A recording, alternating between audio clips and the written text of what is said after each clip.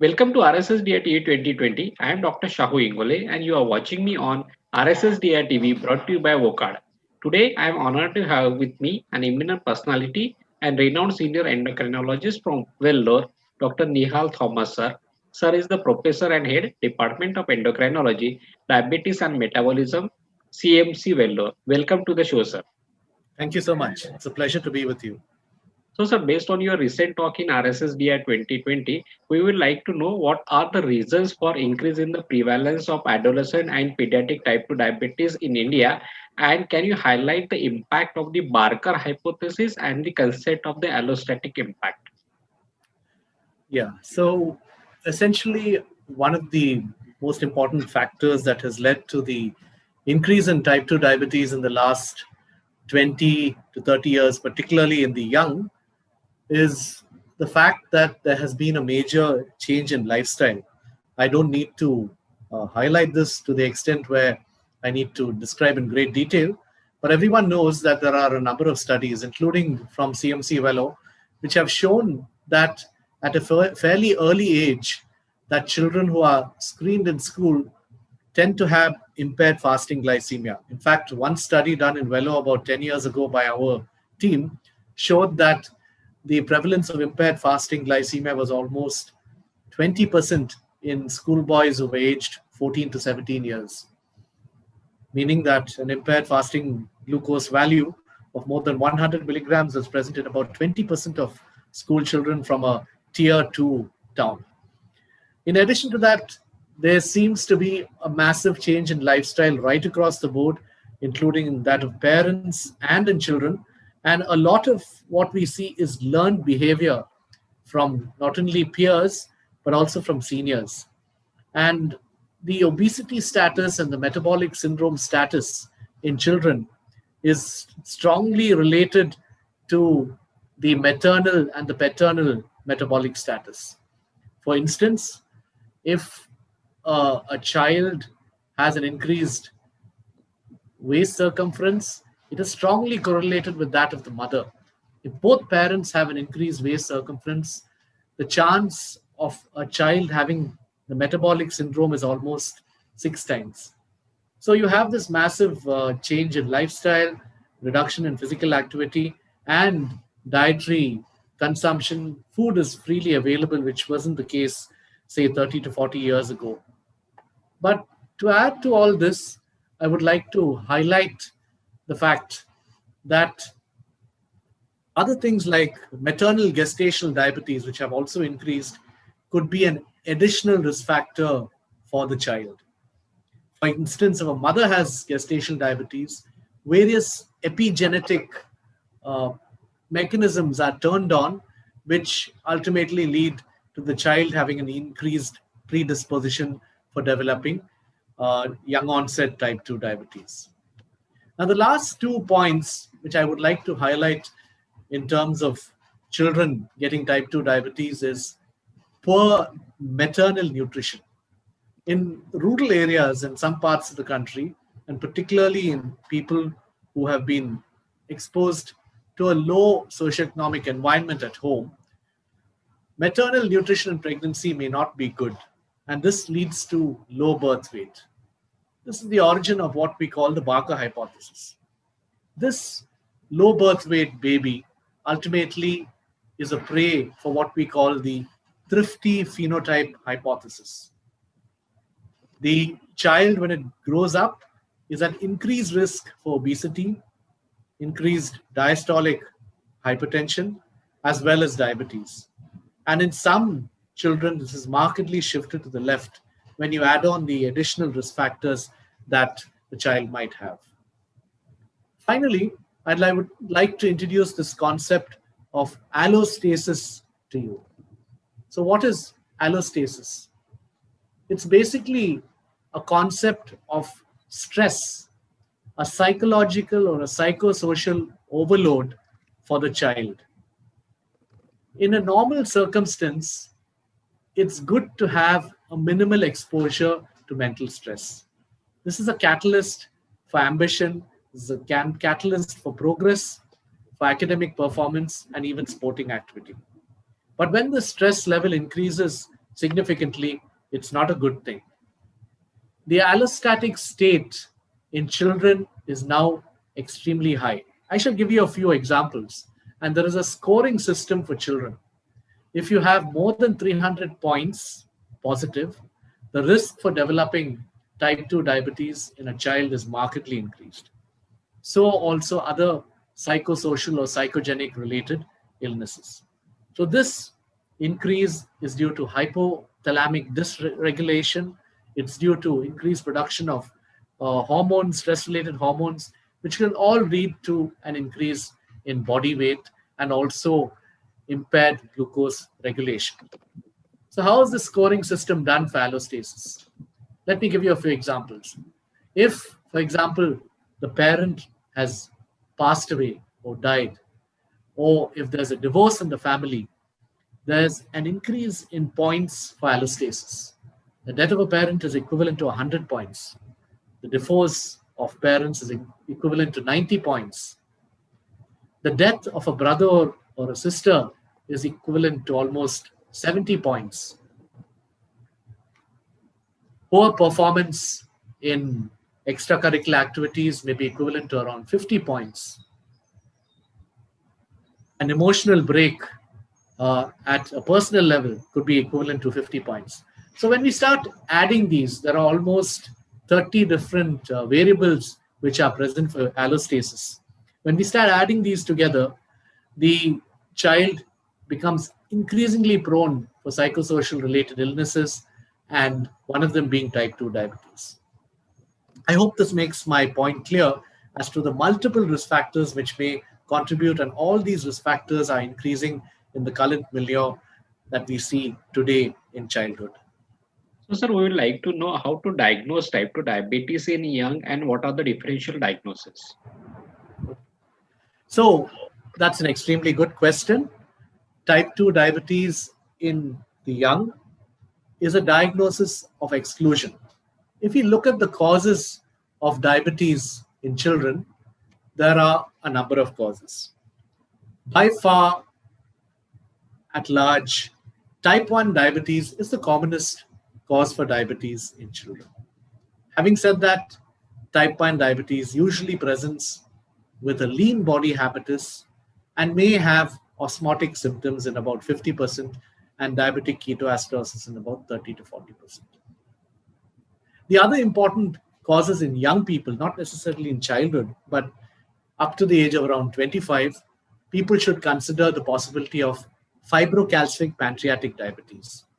Now, if you take type 1 diabetes and fibrocalcific pancreatic diabetes, both are lean causes for diabetes. These people are lean in habitus, generally speaking. And they have low C-peptide levels. And in patients with fibrocalcific pancreatic diabetes, the ultrasound will usually show calcification, which also has duct dilatation within the pancreas. So these are virtually ruled out with the markers of GAD antibodies for type 1 diabetes and the imaging of the pancreas along with the lean habitus. MODY, or maturity onset diabetes of the young, can also occur in children and also in adolescents. Now, these usually have an extremely strong family history with an autosomal dominant inheritance pattern. Having said that, patients with MODY have a general problem with transcription factors in activating the beta cell. And they usually have low to low intermediate C-peptide levels. Type 2 diabetes, on the other hand, has, in the initial phases due to insulin resistance, a mildly elevated C-peptide level. The body habitus of a typical child or an adolescent with type 2 diabetes is that of obesity. And of course, we need to look at the definition of obesity in children. The BMI per se may have a shift to the left in younger age groups, and this should be taken into account. But the typical body habitus of central obesity and markers of insulin resistance like acanthosis nigricans or in slightly older adolescent girls, polycystic ovarian syndrome are extremely good markers of type 2 diabetes. Besides these conditions like MODY, which may be autosomal dominant inheritance, where you might have to use next generation sequencing genetic methods for making a diagnosis, type 1 and fibrocalcific pancreatic diabetes. One should also think of other conditions wherein the weight may be borderline or slightly low, and this is lipodystrophy. Lipodystrophy usually is associated with insulin resistance, which is very significant. These children usually require insulin doses which are high, and they cannot usually be managed with just oral antidiabetic agents. They usually have abnormal fat distribution. The partial lipodystrophy has a pseudo-Cushingoid appearance with increased fat distribution on the upper part of the body, but reduction in the lower part of the body. They also have other features and have a high propensity for early onset non-alcoholic fatty liver disease. But they may also have other dysmorphic features. And overall, their BMI or body mass index is not increased. In partial lipodystrophy, they may be normal to slightly low. In complete lipodystrophy, they may be extremely low. And the C-peptide levels in complete lipodystrophy are extremely elevated. So these in a nutshell include the differential diagnosis. And so making a diagnosis of type 2 diabetes involves a child who tends to be obese or at least has central obesity, has features of insulin resistance, and then take into account, do an allostatic scoring, as I mentioned over here, and look at the other risk factors like poor physical activity and diet, all together put together may indicate that yes, this child has type 2 diabetes. So, sir, from therapeutic perspective, how do we compare the management of type 2 diabetes in young versus those above 40 years of age? So when a child comes to you with type 2 diabetes, the foundational aspects of management include an extremely good history and establishing the diagnosis with finality. Diet cannot be understated, but this is very often a challenge in school-going children and in adolescents. But the importance of regularity in meal timings has to be stated. The importance of avoiding extra snacks, stocking food items which are a temptation and which would cause a weight gain with extra calorie content at home should be avoided. The parents themselves have to set a personal example by cutting down what they eat and preventing themselves from snacking in addition. But of course, you need to also understand a child is a child, and therefore the needs and the overindulgences that they occasionally take part in may have to be at times entertained. So this has to be balanced very carefully. When it comes to physical activity, one needs to take into account the fact that simple exercises like walking are just not enough for a child who's obese or who has insulin resistance. So what one may have to do is one may have to start a weight reduction program with intense exercises. For a child to lose weight, it's easy if adherence is there. And they should be encouraged to have moderate to vigorous physical activity for at least 60 minutes a day. What do we mean by moderate physical activity? It essentially means increased respiration with increased perspiration. So respiration with perspiration indicates adequate physical activity. And it essentially means that one should not be able to talk without pausing to take a breath. One other important point is that children should reduce their non-academic screen time. What the guidelines and definitions tell us that it should be limited to less than 2 hours per day. Having said that, 2 hours may be 2 hours too much, and therefore one should probably try to reduce it even further if possible. This is a major challenge, trying to cut down time in front of cell phones and computers. When it comes down to essentials of pharmacological treatment, metformin needs to be given to every type 2 diabetes child.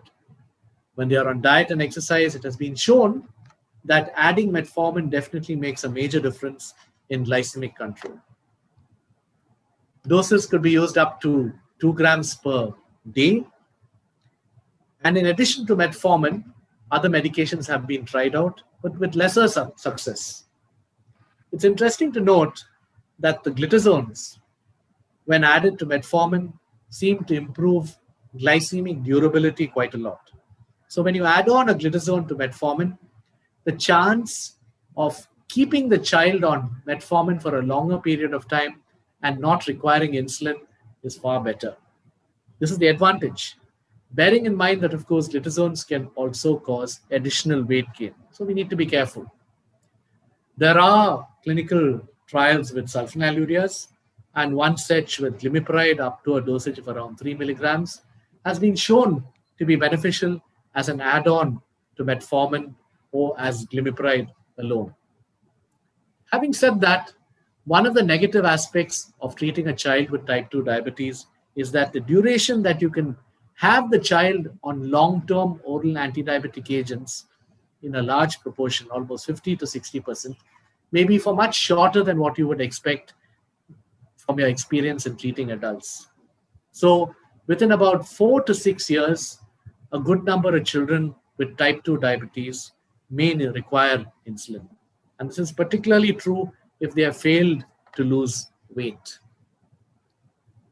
So in summary, let me say that the aspects of lifestyle modification, besides diet, exercise, and medications, also indicate the allostatic component. So psychological counseling with a child psychologist or a psychiatrist is extremely important, because invariably there will be factors which have made a difference in terms of the psyche of the child, and these need to be tackled very, very aggressively. So that, in short, is what you need to do for a child with type 2 diabetes. Thank you for your patient listening.